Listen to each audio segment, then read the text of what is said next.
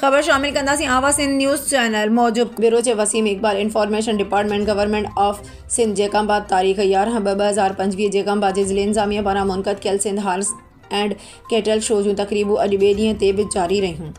उन सिलसिले में अॼु सिंध